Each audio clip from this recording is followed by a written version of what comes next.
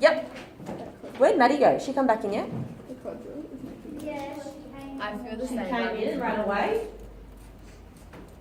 bathroom probably. Okay. All right. Well, we'll start. So 3D is about developing a formula. So the last few lessons we've learned about substitution, and we've also learnt about how we can solve for an unknown. So sometimes before we can solve for an unknown, we first need to set up the formula. We first need to set up the equation. So before we can solve a linear equation, we sometimes first need to set them up. When we have an unknown number, we're going to use a letter to represent it. Usually it's a good idea to make that letter relate to what we're talking about. So if we're talking about bananas, maybe use the letter B. If we're talking about carrots, use the letter C. Whatever we're talking about, just so you can, because when we go to talk about two variables, you need to be able to distinguish which one is which. Do you have a sheet there, Maddie? No, keep pass that one back. Thank you. Sorry, Mum.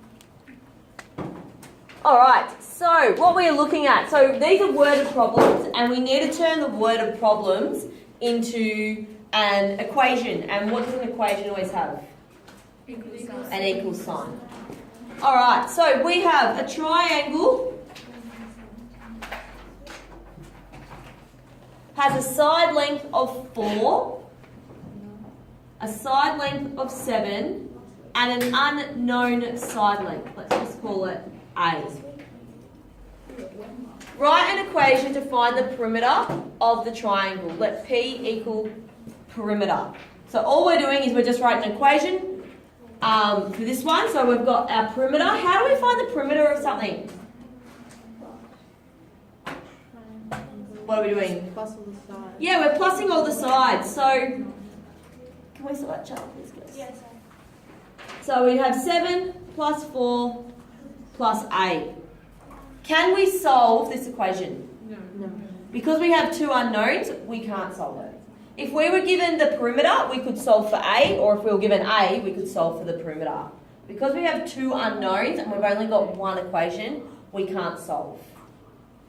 So that's all we can do with that one. Any questions about that? No? Cool. I'm just going to move down a little.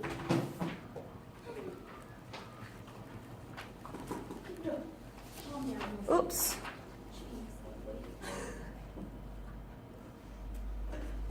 Okay, so the next one we've got is if 11 is added to a certain number and the result is 25, find the number. So we can use whatever letter we want for a certain number. Let's just use N. So if 11 is added to a certain number, the result is 25. So now we just have an equation like we were working with the other day, and we need to solve for N. So what would we do to solve for N? Yep. So we take away 11 off both of them, and that would leave us with N equals 14. When we're multiplying and adding, it doesn't matter too much which way we write this equation, but if we're talking about subtraction and division, it does matter. Because if we're talking about 14 minus 11, that'll give us a different answer than 11 minus 14. Does that make sense? Or if we had 12 divided by 2 is very different than 2 divided by 12.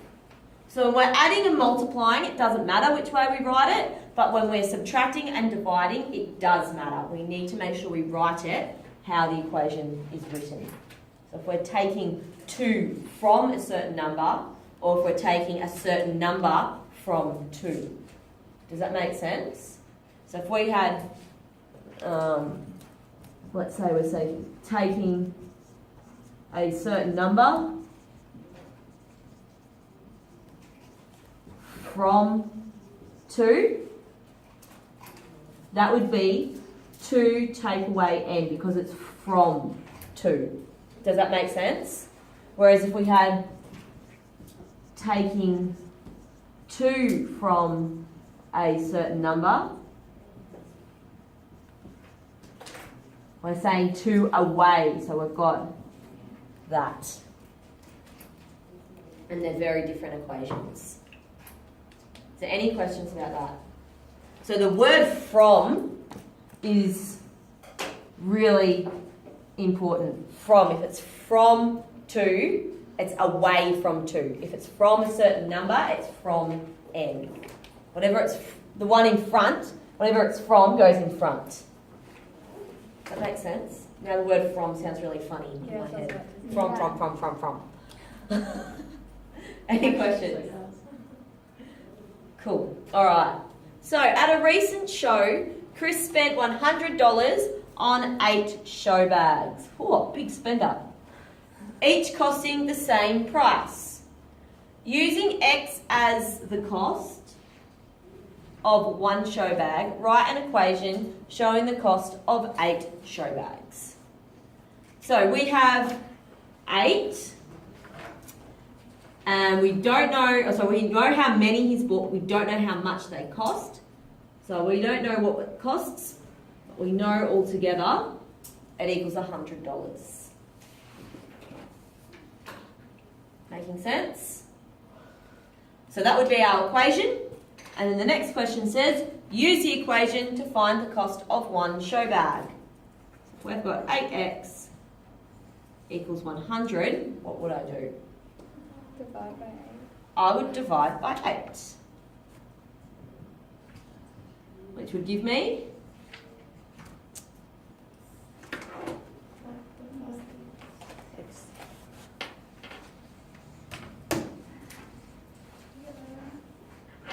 $12.50.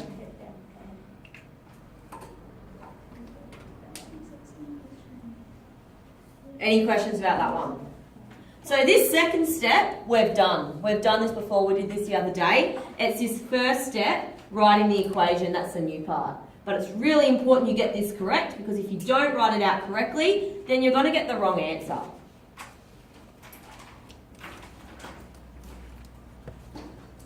Right, can I move down? Alright. Thank you. It's nice when people actually respond to me. You can. You're too late now. Oh my god, I did not. Alright, so last question. A rental company has a fixed charge of $110 plus $84 per day for the hire of a car. The Brown family have budgeted $650 for the hire of a car during their family holiday. How many days can they hire a car? Alright, so rental company has a fixed charge of $110. So that means as soon as they walk in to the shop, because the whole family walks like this, as soon as they walk into a shop, they're going to pay $110. Alright, if they decide to hire it for a day, they're going to pay $84 per day. So that is going to go on top of that 110. So 84, and let's just use D for day. We don't know how many days yet. Alright, they can only spend $650. If we're looking at this bit here, this bit is actually really similar to the number patterns we just did. This is our N, our unknown. This is our A, our starting point. And this is what we're multiplying by. If you wanted to make that connection, just thought I'd point it out. It's exactly the same thing. All right, so now we need to solve for D. So my first step will be, yep, take away 110. So I'm left with 84D equals 540. Yep, and then I'm going to divide by 84. And I'm not going to do that one in my head. If you tried to do it in your head, would you be able to? No. What do you? How many decimals? 2. 4-3.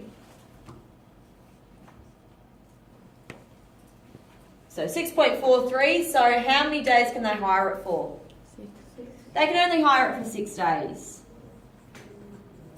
Let's say, okay, that was 4.3, so I won't rub that out. Let's say it equaled 6.7. How many days could they hire it for? Can they? 6. They can still only hire it for 6 because they don't have enough money to hire it for 7. So they can hire it for 6 and they'll still have some money left over.